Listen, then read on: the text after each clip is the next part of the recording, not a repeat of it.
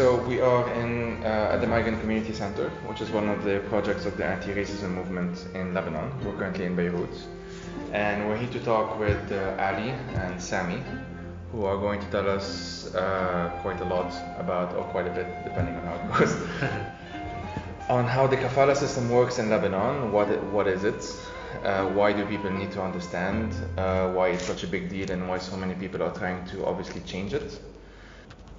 We may talk about racism, about migrant communities in Lebanon, what they go through, and how our listeners can be involved, can get involved if they want.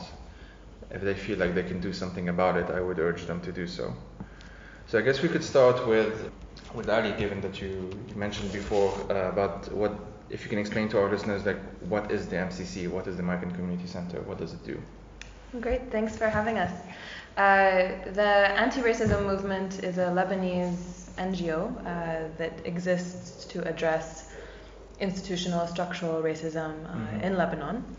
It was started around 2010 by a group of activists who actually made videos about migrant domestic workers not being allowed into beach clubs and pools. And from that, a few years later, it became a registered NGO because the problem is so big and there's not enough effort being put into it. The migrant community centers are our biggest projects. We have three, Beirut, Junia, and Saida. And our Beirut center is the one that we're currently in now. The migrant community centers, or MCCs, are spaces where migrant domestic workers, migrant workers, and their communities can build their capacities, learn, simply have space to meet, because there's so little access to space for migrants and migrant workers. Start their own projects, launch their own initiatives, celebrate birthdays, but really the focus is on giving people a space and a chance to build their own capacity and advocate for their rights. And Sami, how did you start with the MCC? I don't know, I don't remember the real time.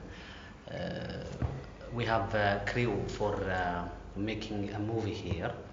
So by that time, the leader, the MCC leader, she came to support us, because we need someone that have to be like a backbone for the movie. We don't know anything, we don't have anybody here. So by that time, Farah was supporting us to like providing a place to meet or to rehearse the movie. And there was a center in Hamra. We start there. Because of that, we know each other, and we start coming to MCC, and we are getting be a member. New members. Yeah. And did the movie ever get released?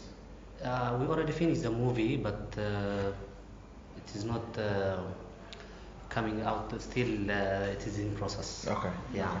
And what is the movie about, if you can ask? Yeah, the movie is about domestic workers in Lebanon. Okay. How they live their lives, how they live with the employers, and everything, what is happening in Lebanon on domestic workers. And obviously that's essentially what we're discussing, we want to discuss now. So the big word that many migrants, all migrants who are trying to change things, have to deal with is the word Kafala, the Kafala system in Lebanon. What is the Kafala system? How can we explain it? Do you want to start, or should I? You can. So the Kafala system, or the sponsorship system, is a set of administrative practices, not laws. There's no law in Lebanon that talks about this. A set of administrative practices that regulates how migrant workers come into the country, exist in the country, work in the country, and leave the country, basically. The way that it works is when someone from another country wants to come in as a migrant worker, they have to find a sponsor, often through, almost always through an agency in their home country, then connected to an agency in Lebanon. and they come in under their sponsor's name. What the system does is it ties every single aspect of a person's life to their sponsor and puts them at their mercy, at the simplest way to say it. So it's an unjust system in every aspect. What it means is that a worker comes in under their sponsor, their employer's name, and that sponsor basically has complete control over where they live, what they do. They cannot, without their sponsor's permission, they cannot break their contract except in very, very narrow circumstances in terms of what the standard unified contract says. So many workers don't have freedom of movement. They have no way to advocate for their rights, including days off, decent wages, decent living conditions, the ability to leave the house, the ability to look for other work, to travel, to have children, to organize, to unionize, to get healthcare beyond the very limited healthcare that they're provided. So it's an abusive system in all forms. And what happens is people leave their legal situations or their documented situations very often because of how abusive the system is, and then get stuck in this area of illegality. Because they need a sponsor to be legal. Exactly. We can talk about that more later. I say illegality between quotes, but I think that's a bit about what this is. Yeah. Okay. In my opinion, the Kafala system is like bringing primitive slavery mixed like civilized slavery. Because if you are a domestic worker in Lebanon, it makes you feel like you are someone's property. You cannot do anything without their permission. You cannot go out without their permission. Even if you cannot eat, you cannot call, you cannot do anything that you have to have a right in, by nature. You cannot do anything. Nature gives you a right, like a human right. It prevents to practice that right. You cannot do anything by yourself. Let's say I want to go to somewhere. I have a resident permit, but when I go out from the house, I am afraid. If a policeman caught me on the street, he will ask me. Maybe I will answer him, but they will not listen. I have a right to go anywhere. It is a human right. If I am legal here, I have a right to go everywhere. If I am not a violent person. But here in Lebanon, you cannot do anything by yourself. You have to have a permission from your sponsor. Always make me that I am someone's property. But it's not happening on me. But I always seeing too many Ethiopians, migrant domestic workers in the house, outside the house, because I am the leader of a group, Ethiopians community group, Mesewat. Mesewat, yeah. Yes. In that group, people bring too many cases that related with the Kafala system. Even if they have a right, they cannot do. Let's say about the wage, or the food, the facilities that they are promised when they are here. Even there is a contract, but if there is a contract, you have to know what you are signing on. But they didn't understand it because it is in Arabic and in English. Don't translate it. Yes, it's not translated. Even they didn't explain them what is their right and what is they don't have to do. They just sign and go.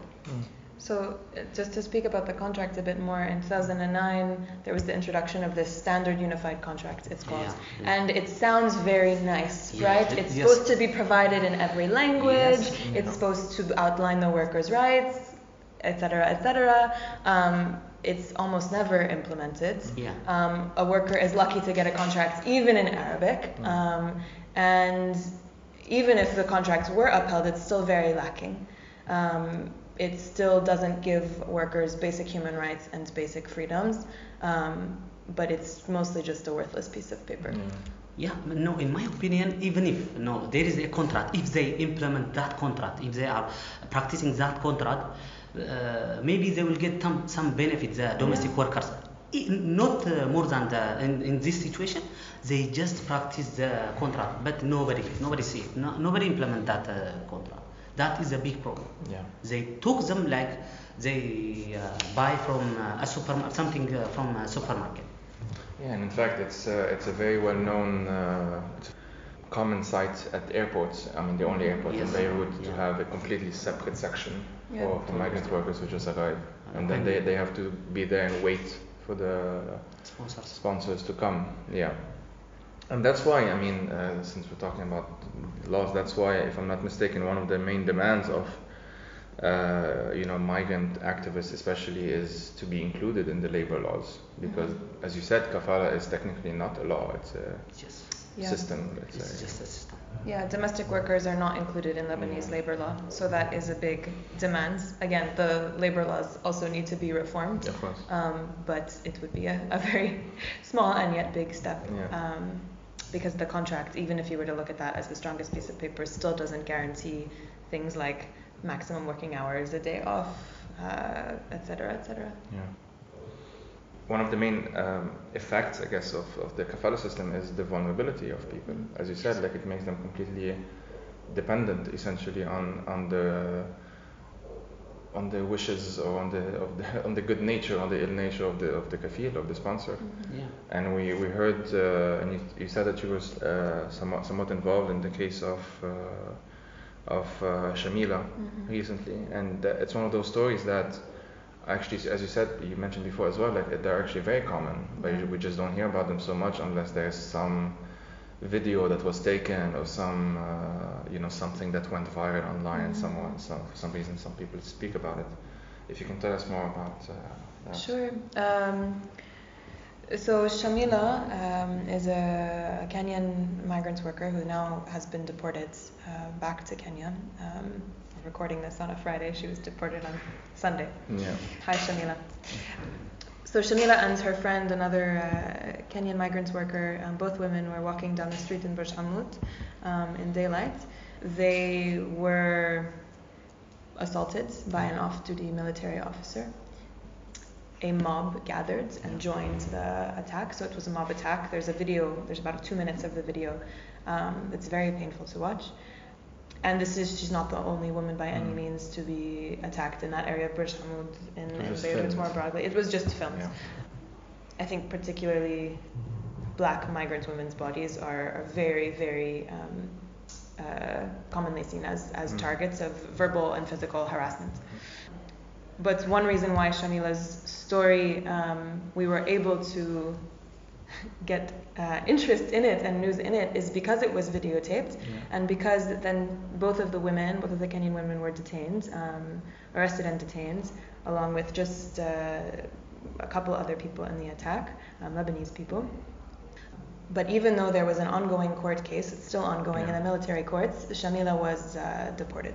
Yeah. So violating her rights to be present for her trial. So because that deportation order came out, we were able to kind of highlight the reality in Lebanon for migrant domestic workers and migrant workers, which is if your papers are not in order, and she had an issue with her papers, with her residency and work permits, because she had left her sponsor over a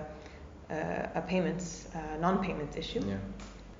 If you're in Shamila's case where you're attacked, or I can think of other cases, you're hit by a car, or you're stopped at a checkpoint, or you are the target of an additional layer of violence, you're the one who has to the consequences are on you. Yes. You're the one who's imprisoned, you're the one who's deported, you're the one who's criminalized, everything. So Shamila's case is not at all unique, because that happens every day. We just don't see it because it's so normal. It doesn't go to the media because it's so normal.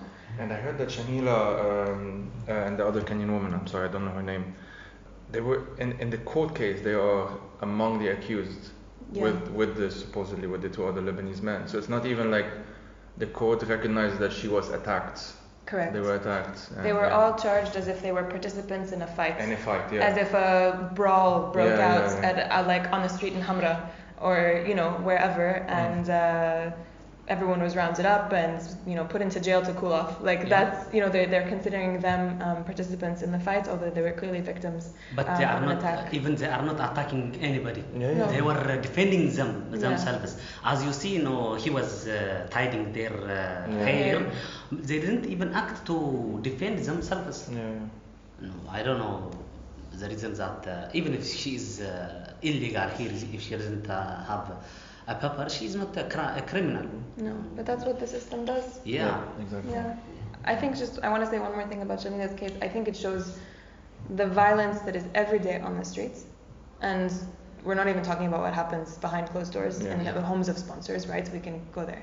It shows the violence on the street. It shows the violence and the discrimination of Amn al-Am, of general security, and the courts, and everything else about the government. I mean, there's so many layers of violence that are just the essence of the Kafala system, and this shows it in all aspects, in my opinion. Absolutely. Yeah, there is also one case. I'm related with because she is Ethiopian, so I am following every time if there is new information. I think it was viral on Facebook. Her name is Lensa. Yeah. But I think the government already says nobody post anything about Lensa. There is a rule, I think. Talks about Lensa, and we cannot post anything about Lensa like a on Facebook. Order. They order something like that. But she is still in that house. house. In that house. They didn't even let her go out, and the Lebanese government didn't make her to be free to tell the truth or to tell the people, or the people concerned to know about her. They didn't let her to be free. Since we're mentioning about Lensa, might as well she is still not there. Tell people what actually who is she, what happened, like what's her story. Her story, she was abused in that house because she cannot resist the abuse. She tried to run away from the house, but the door always locked. Because the only way that she will run away with her friend is a balcony, and when she tried to jump, after she jumped, she broke her leg, both legs. Her leg. Then she was screaming. By that time, people gathered and they called her. Her friend, because she saw what happened to Lensa, she didn't jump. Then the video.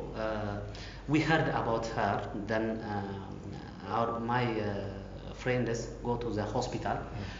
Even in the hospital, they put someone not to allowed to get here to visit her Lensa. But they get the opportunity and they get inside. They record a video, and they just one of the person who were visiting Lensa was her auntie. Her auntie sponsor, I think she's working in a television station or somewhere else. She's a journalist, I think. So she sent it to the This is Lebanon Facebook page. They just post it on the Facebook. After that, too many things happen. They just let her stay at that house. Still, she's in that house. Too many things happen. We try to take her out from that house and communicated with the Ethiopian consulate, but nothing happened still. I think what's really egregious in this case is she is still sending a message that she has to go out from that house. She wants to go out from that house, but nobody allowed. And she was even brought on television with the daughter of the sponsor and the lawyer of the sponsor. And essentially, I watched that clip. It's quite surreal to watch.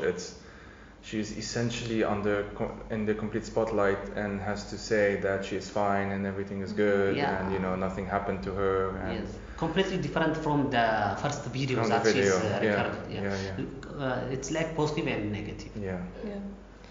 And I mean, these are not, again, what do these cases have in common? It's that there was a video, there was something.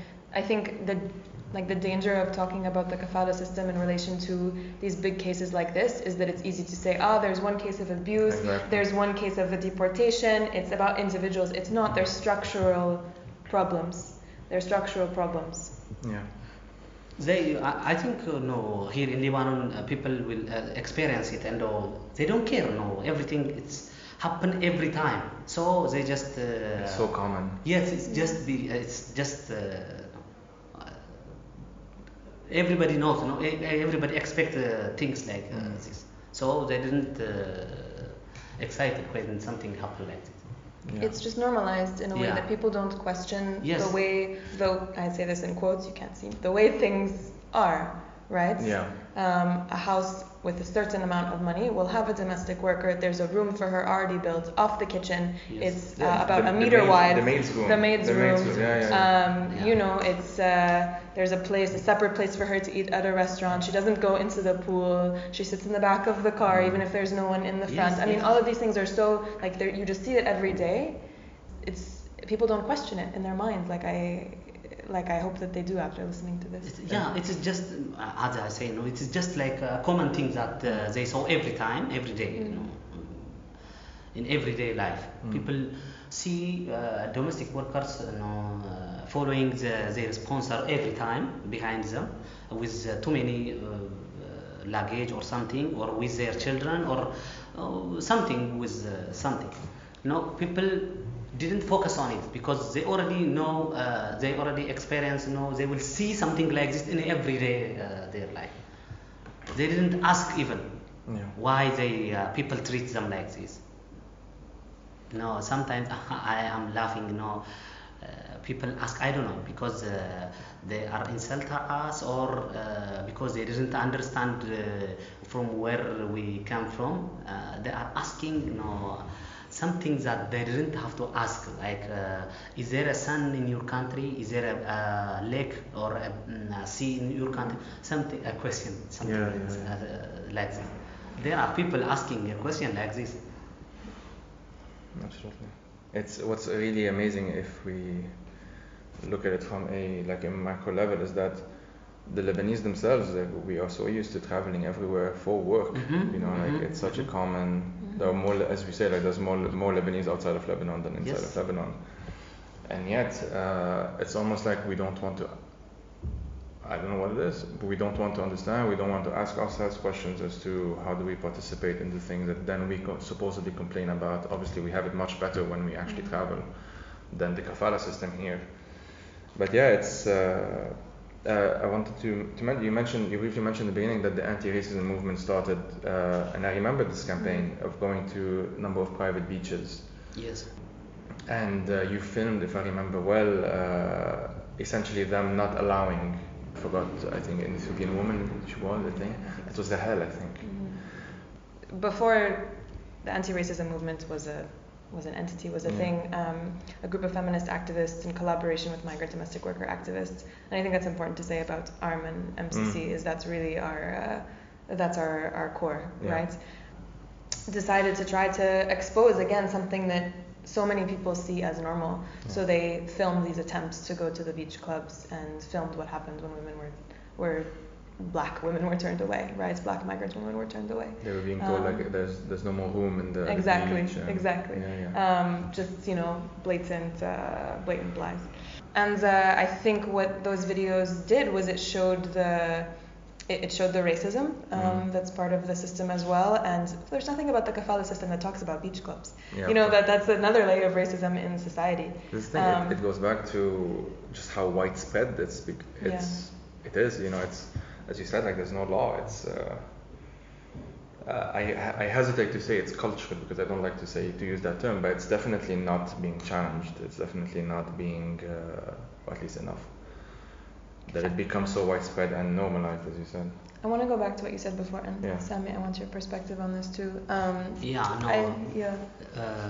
You gave it to me. You talk and then I talk after. Okay. Yeah, I'm your secretary, remember? We go to meetings together and I take notes for Sami.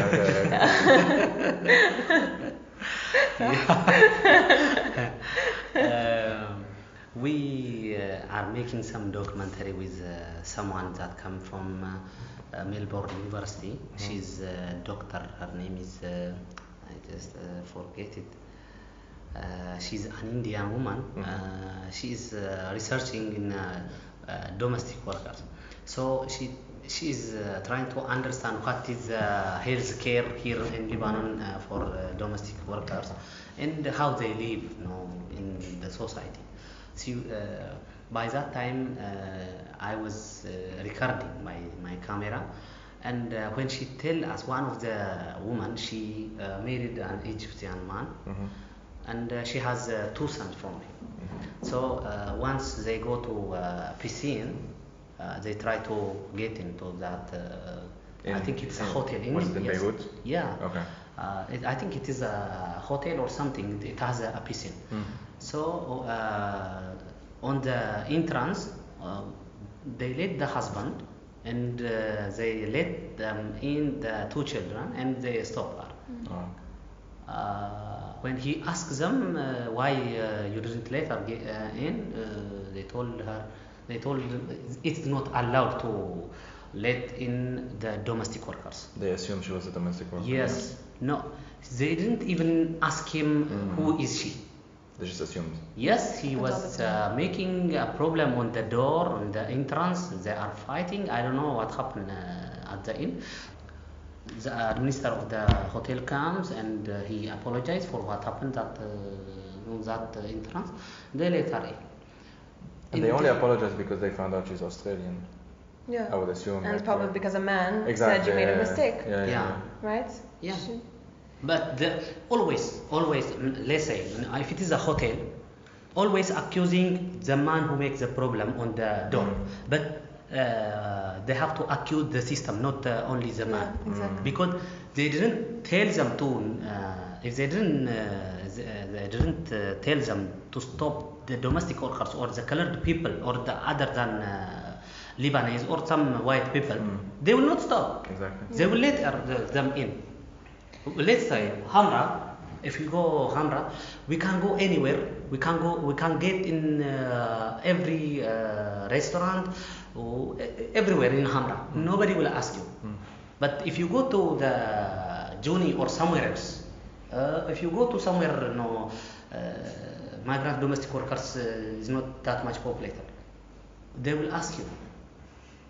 Even in my opinion, I don't like to go restaurant or cafe or something because I'm not relaxed.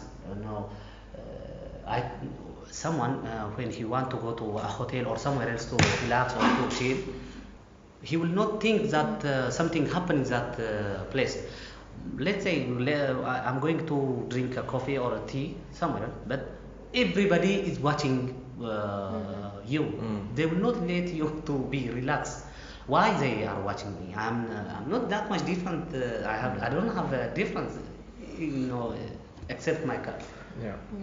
But you're out of the context that Yes. you're supposed to, Yes, again, quote, you're supposed to be in. There are shops, clothes shops.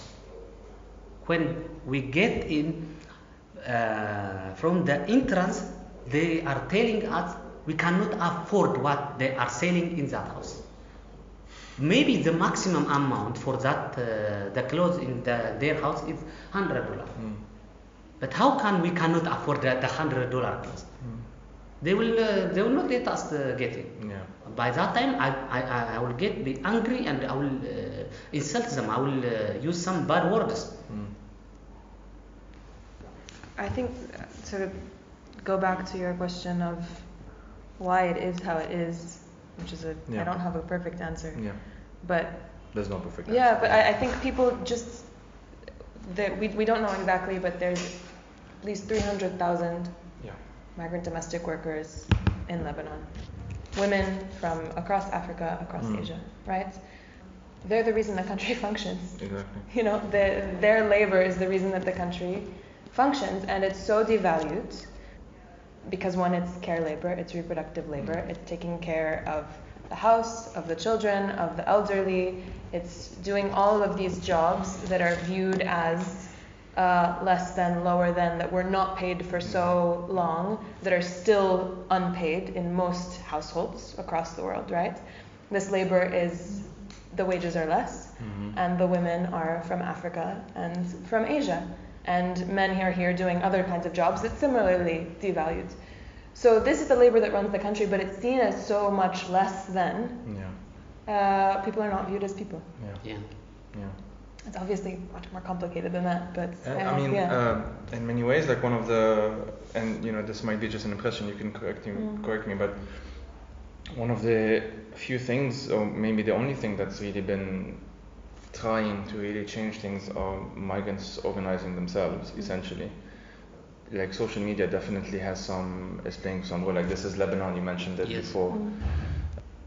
I wonder if you feel it's probably maybe too soon to see any, how long have you been here? Have you seen any actual, I don't know if I'm gonna say change, but you see what I mean? Yeah, but I didn't change, I didn't say anything, still now. The only thing I see, it is, I think, because of the NGOs, because of the activities, the activists, effort, they are trying to change everything. I see one change. If you have a resident permit, before, when I travel to my country, and if I am legal here, when I come back, I have to stay until my sponsor comes. But now, if I have a resident permit, nobody will stop me. I will just go out like any passengers. We cannot say it is a change, because there are too many things. Always I'm asking myself, let's say the system makes things critical like this, the Kafala system. Why the people they are not limited with the system? Their thought is free. Why they think that migrant domestic workers are not human beings, or why they didn't see them like people? Okay, the system it has a limitation or something that will make a limitation, but the people's thought, why they think like that? Why they put their position like they are living with system, by the system. They are not living with by the system. The system will protect them, the citizen of Lebanon. But they can think, they can treat the people like themselves. Let's say they will not be their family, but they can treat them their family, like their family. But I don't know why they think like this. I don't have an answer. I don't have one answer. There are so many different ways to try and wonder why the Lebanese themselves aren't, as you said, trying to change things from within. But I think it's not just a Lebanon problem, right? The Kafala system exists across the region, and it connects to where people are coming from as well, right? The countries that they're coming from. So this is not an isolated thing. It's not it's about the global capitalist structure also. But I mean, to go back to the organizing question, I think, I don't know, I don't live this like you do, Sami, so you can correct me if I'm wrong, which I probably am. But I think that I don't know if there's more organizing, but at least it's a bit more visible. And maybe it's just visible to those of us doing the work, I'm not sure. A big barrier to change is that, again, because domestic workers are not included in Lebanese labor law, they don't have the right to organize and unionize. And there was an effort to create a union several years ago. Exactly, it was never recognized in the end by the Lebanese state. There are so many other groups that people don't talk about. Groups, we work with many of them at MCC.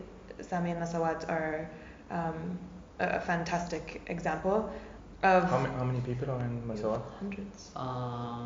Now we are something like 200 or something. Okay. Yeah, before we were too many, but most of the people go to quit. You should talk about the work of Mesewat, not me, but what I see from Mesewat and other groups is communities dealing with the worst consequences of the kafala system themselves. And finding when workers leave their sponsors home or their employers home because of abuse or 5 months with unpaid wages or no food or whatever else, it's the migrant worker-led groups that do the most frontline work. I mean, the NGOs get a lot of credit, but I think the organizing done by migrant worker-led groups is responsible for 90% of this work minimum. And where we have seen success, and I'm looking more at other countries to be honest, but where we've seen success in demanding better standards, not complete reform or abolishment of the Kafala system, but better standards, is where organizing movements in countries of origin where people are coming from are demanding change, as well as groups in the countries where people are working. It's like both. Both. Like the Philippines, it's very known in Lebanon that Filipino workers get a higher wage. Why? Because their embassy is stronger. Why is their embassy stronger? Because there's so many, they call them overseas workers. There's so many overseas workers in the Philippines that have organized in the Philippines and other countries and have said, no, we deserve better. We have human rights. It's still, people use that example and then are like, the Filipinos are fine. They're not fine. No, there's still terrible conditions. But that is what I see growing a bit more of these cross-border conversations. But it's still like, that's not the only solution to this, right? No, as long as the system exists, it's not going to be fixed. In fact, if I'm not mistaken, the government has successfully in many ways repressed attempts to unionize. Sujana and Rose were deported at the end of 2016, I think, as one example, because they were involved, if I'm not mistaken, again we're trying to set up this union of migrant workers, and it was not allowed despite the fact that they met all of the legal criteria to set up a union. So Lebanese people, of course. Of course, that was not the reason that they were deported on paper. And that's what we see again and again, right? The General Security has also deported women with children. That was documented quite well as well. But that's not the reason on paper. It's because of an issue with the papers or because you're employed in a different capacity than your visa says, which could simply mean that you work and cleaning another house for 2 hours on the side, or you don't live with your sponsor. I mean, all of these things. But with Sujana and Rose, everyone knows why they were deported, but that's not what was written. They are preventing the country picture. Yes. The only thing they are doing it is because, but they cannot, because by this time the social network, it's like television or something, more than television. People will get information within a fraction of seconds.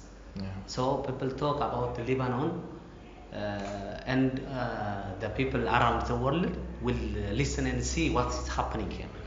But they are trying to cover what is happening in Lebanon. As you mentioned before, here before there was a community or a group or something like that, to protect each other, to support or to help each other. But have a space. There is no, even the law will not allow you to create something like that, a group or a community without permission of or a supporting of your consulate or embassy or something like that. That's why we are gathering under MCC, anti-racism movement. Now we are not even they have to come to Mesewat. If they get the opportunity, they have to make a little group in their surrounding, wherever they are, to support each other and to do something for others. Otherwise, we cannot survive. By this situation, the Ethiopian government says it is closed to come to Lebanon, but there is a direct flight from Ethiopia to Lebanon. That is a big problem. Let's say minimum per day from 40 up to 300 people comes to be domestic workers in Lebanon. Because it's a business. Yes, it is a business. Our government selling the people to get dollars, the foreign exchange, and here the recruit agency, they are working for their life. for surviving. It is a business. Yeah, So, there's but in the definitely- middle, people are disappearing. We don't know where they are going. No, let's say there are houses asking to get domestic workers. But how many people have domestic workers in their house? We are too much. According to the population, the domestic workers are too much. Let's say in one house 2-3 domestic workers. No, everybody have one domestic worker in their house. But the other, where are they go? We are asking this, but nobody answer. So the only way that we support ourselves is working with NGOs that we are working like now. The activists and NGOs, they are I don't know, they are talking like everything is happen on themselves. They are standing, they are talking just like me. They think happening every happening on themselves. They are standing with us, they are talking just like us, they are acting just like us. Because of that, people are gathering and making something that for supporting each other. And it is gradually developing. People are willing to make a group or take a community. But still we have a problem. In Ethiopian community, we have a problem to make a community because it's not allowed. They didn't give us the opportunity to create a community here. So yeah, I guess final thoughts of what you hope people can actually, what people should be doing, especially if they're in Lebanon, obviously, if they're Lebanese. Yeah, great question. I'll answer it in 2 ways. Yeah. The first, I think, is how we think about the problem. Yeah. And the second is what you can do, because we want to end on a take action note. I think in how we think about the problem, what I've seen sometimes when I talk to my friends about this who don't work at MCC or don't work in a similar space, is they hear these stories, they see Shamila, they see Lensa in the media, maybe they heard screams from someone's neighbor's house, and they think, okay, all right, I know the Kafala system is bad, these women are victims, but my family doesn't do this. Exactly. We're the girl in our house, she's one of us. We treat her like family. So there's us, we're good, we treat her well. She gets to go out on Sunday. Yeah. She goes and sees her friends, but she comes back, we protect her, we don't want anything bad to happen to her. We have to protect her, and the victims, haram, it's they're victims of a bad system. And I think both of those narratives further do the damage of the kafala system, of the government, in that they still don't see migrant domestic workers and migrant workers as people, right? You're a victim, or you're the girl in our house who we have to protect. And that's not the reality. People are organizing, people have their communities, people have families, people have goals, people have families back home. I mean, it's so silly to kind of repeat this list, but I feel like it needs to be said. So I worry that people hear this, people hear about violations, and then they think victim and not me. Yeah. And I would encourage people listening to think about the things that you do every day, that you see every day, that maybe you don't do, but your aunt or your teta or somebody does. We were talking about this before. If you have a domestic worker in your house, does she sit in the back of the car? Does she eat with you? Where does she sleep? Does your employer regulate where you sleep? Does your employer give you 1 day off or more? Does your employer care what you do when you're done with your work, or is it your own business? Does your employer regulate when you call your family? Does your employer understand that you have your own interests and leisure time? I mean, all of these things. Does your employer just call you the girl? Think about how your own work conditions, and then how you're treating somebody who is your employee. Rant over. Second, how you can get engaged. Sami can also, or how you can take action, I guess. Besides having these difficult conversations with your friends and your family, if you're interested in hanging out with us at ARM or MCC or Mesewat or other groups, we always take volunteers. We have free classes for our members language classes, capacity building, about a whole range of things, fun activities like dance or video editing or how to make a radio project. If you want to volunteer your time and you want the experience to learn directly from people, I think our volunteers probably learn more than they teach. You're welcome to connect with us, and you'll have our contact details below. You can, of course, donate on our website, and donations go to our center's daily activities and also to case management work. And you can share as much as possible. Yeah. What else do people do? I hope things always happen in here. We are talking always about Lebanon, so people have to listen. We are talking about their country. What is happening in this country, it is their responsibility. They have to keep their country's name. They have to be jealous if someone mentions their country in a bad way. So migrant domestic workers are just like other people, so they don't need anything too much. They want just treated like them, like a human being. They have to practice the contract. They have to see what is saying the contract. If they are working with the contract with the domestic workers, nothing will happen. So, in my opinion, it is their country. I know our Ethiopians, domestic workers, have problems. We have too many problems. But if they treat them like a human being, they will not be that much mad. So they have to keep their country's name, as it is, keep it good way. It is their responsibility. They don't have to expect from the neighbor or expect from the other people. They have to start respecting their country. They have to respect. They have to take a measure for the responsibility for them.